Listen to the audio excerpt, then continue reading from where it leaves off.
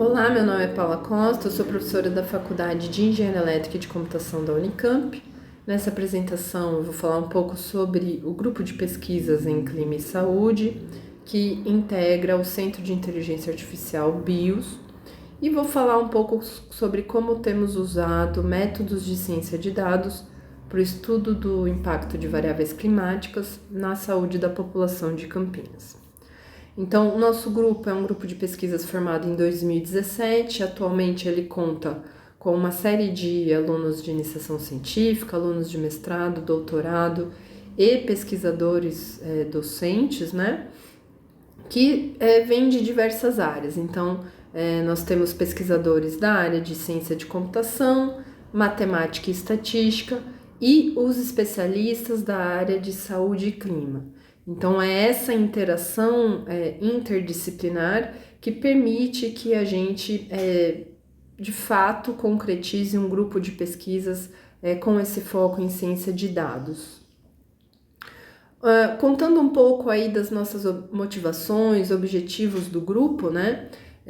A gente parte do entendimento que as mudanças climáticas são um fato, né? Que muito antes de nós termos eventos climáticos cataclísmicos, né?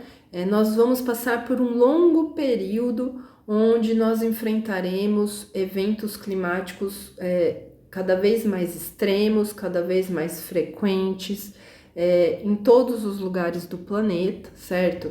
E esses eventos climáticos extremos impactarão de maneira importante a saúde humana. Então, a gente precisa entender como que esses eventos climáticos afetam a saúde humana, e a gente tem que entender que, apesar de vários grupos de pesquisa, na sua maioria do hemisfério norte, já terem aí uma cultura de desenvolverem modelos, muitos desses modelos eles não se aplicam para a nossa população ou para o perfil climático da nossa região, tanto por uma questão de ambiente, a maneira como os nossos centros urbanos são constituídos, quanto também por diferenças de fato biológicas, diferenças fenotípicas que vão fazer com que determinadas populações possivelmente estejam mais ou menos adaptadas do que outras.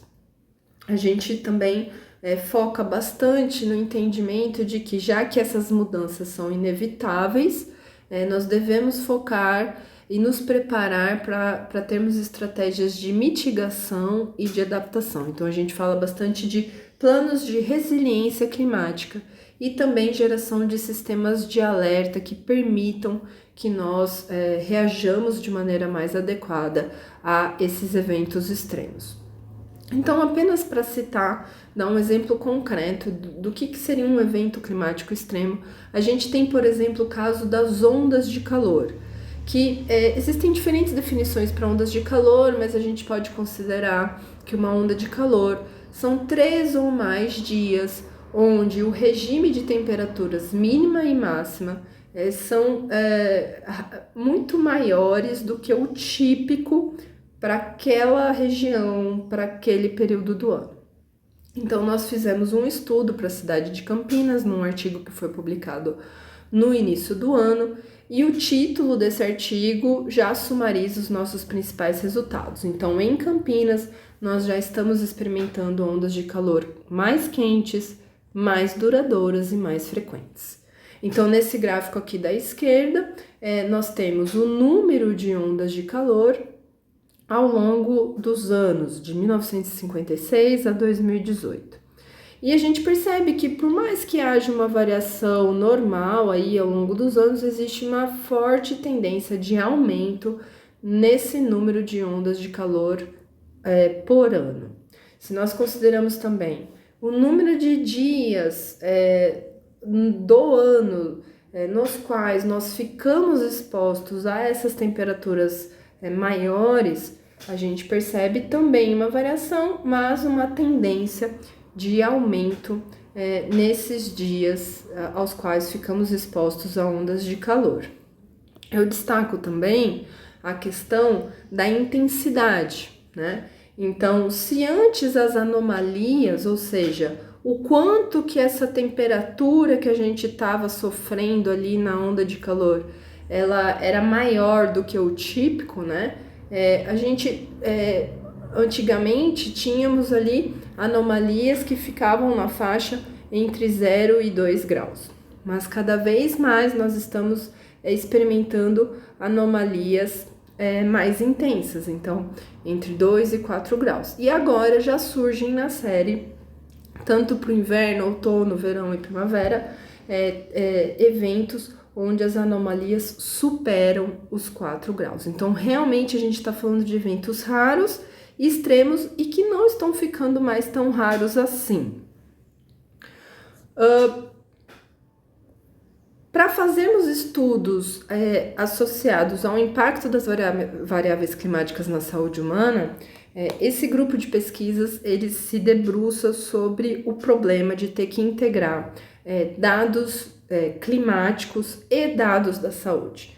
Então, para o contexto de Campinas, nós vimos trabalhando com dados de estações meteorológicas, então dados da Estação Meteorológica do Instituto Agronômico de Campinas, do CEPAGRE da Unicamp, Aeroporto de Viracopos, e também dados de estações de monitoramento da CETESB.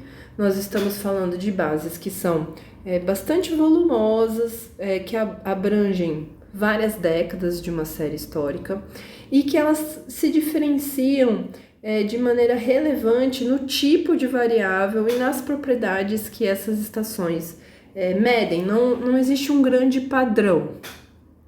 Esse tipo de característica é mais marcante ainda nos dados advindos da saúde. Então, por meio de um convênio estabelecido com a Secretaria Municipal de Saúde de Campinas, nós tivemos acesso a bancos de exames laboratoriais, bancos de dados de óbitos, hospitalizações, numa volumetria bastante relevante e com séries históricas também bastante importantes.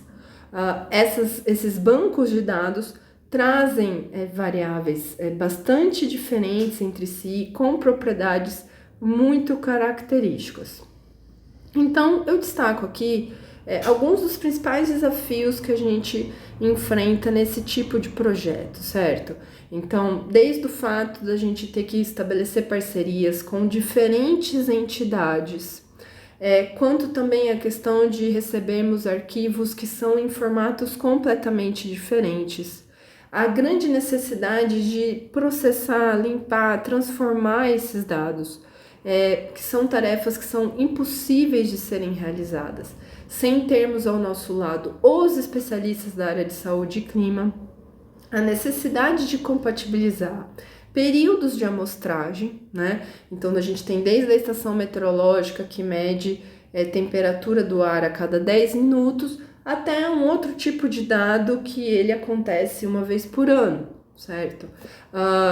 A questão de armazenarmos adequadamente esses bancos, atentarmos para a questão da privacidade, né?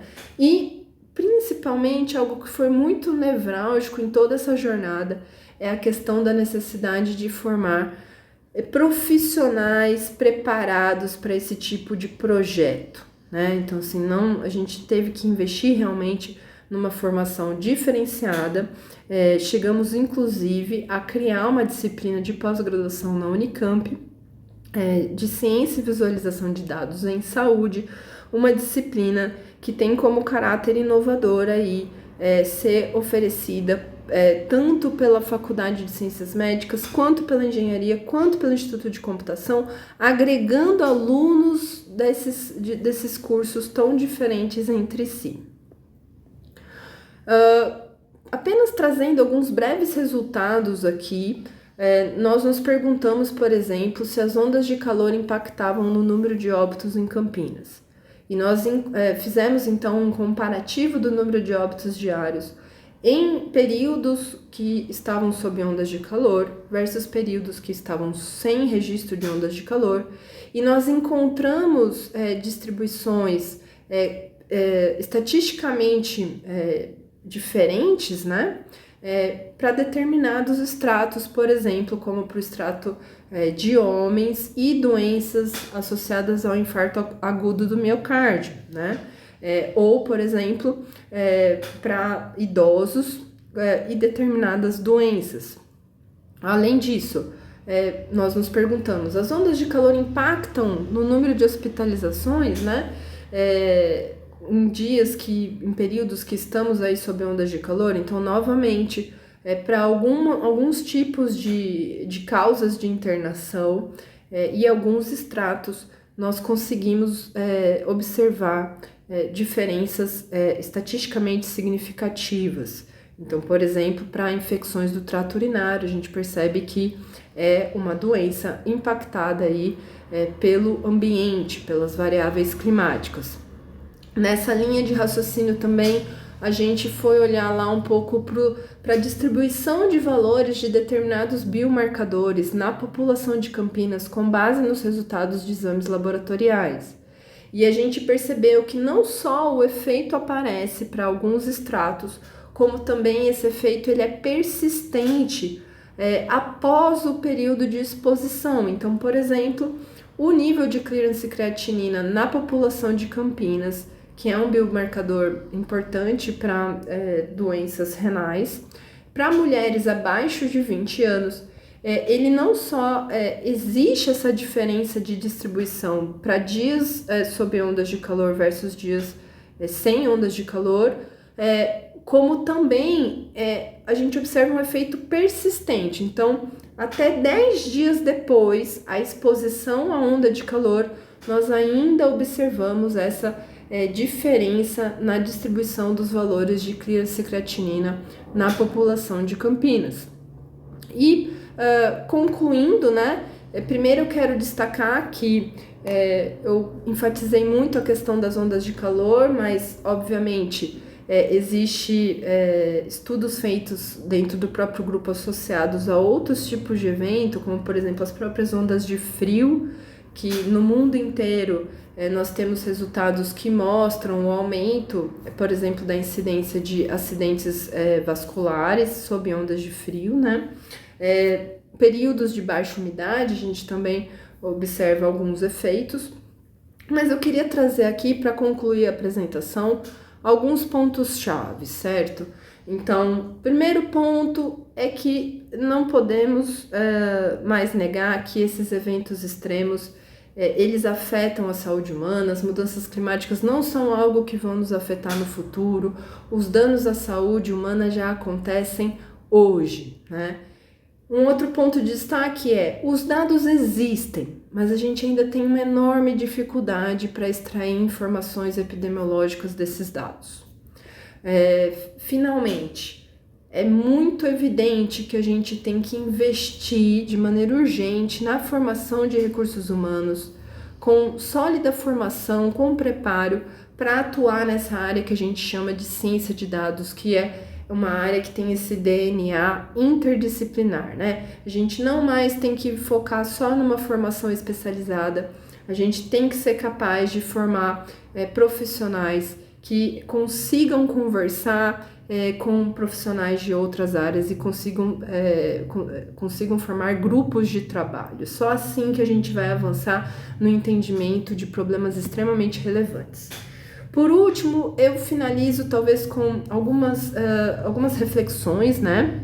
Então, o meu entendimento é que a gente está hoje, em relação ao estudo do impacto das variáveis climáticas na saúde humana, talvez mais ou menos fazendo uma analogia com o estado em que nós estávamos quando, lá em janeiro de 2020, a gente ouvia falar de um vírus que estava aparecendo lá na China, que estava infectando algumas pessoas e matando, né? E a gente possivelmente não se precaveu, não tivemos nenhuma ação de planejamento, de prevenção adicional e não nos preparamos adequadamente, né? Então, vocês devem se lembrar também desse meme que circulou no início da pandemia. Eu particularmente acho que é exatamente isso que a gente está vivendo. É importante destacar também que, mesmo que a gente ignore os fatos, eles não vão deixar de existir. A ciência não é infalível, mas continua sendo a melhor ferramenta que a gente tem para tratar os nossos problemas. e que olhar de frente para os problemas é a melhor maneira que a gente tem para a gente diminuir o nosso medo em relação a eles e a gente tratá-los mais adequadamente.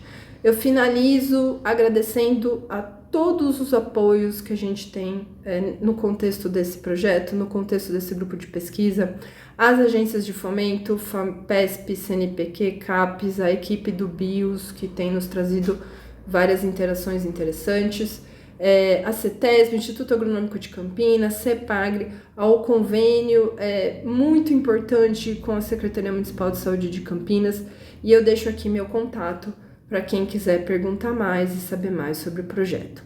Muito obrigada a todos que assistiram essa apresentação.